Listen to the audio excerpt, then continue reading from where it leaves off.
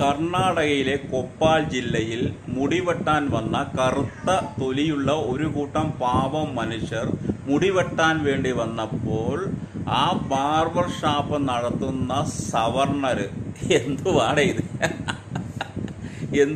ഇത് barber shop മുടി വെട്ടുന്നതിലും സവർണരോ?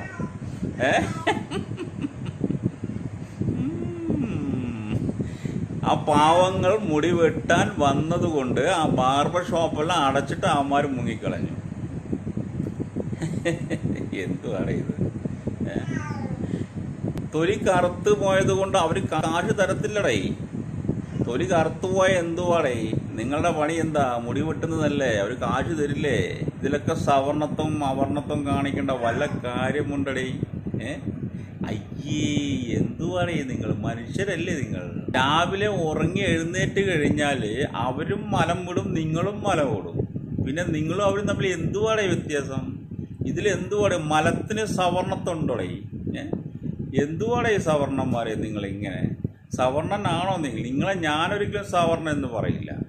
കാരണം സവർണൻ എന്ന് പറഞ്ഞു കഴിഞ്ഞാൽ മനുഷ്യൻ്റെ മുകളിൽ വല്ല കഴിവുണ്ടെങ്കിൽ മാത്രം അവനെ സവർണൻ എന്ന് വിളിച്ചു കഴിഞ്ഞാൽ അതിൽ വല്ല കാര്യമുണ്ട്.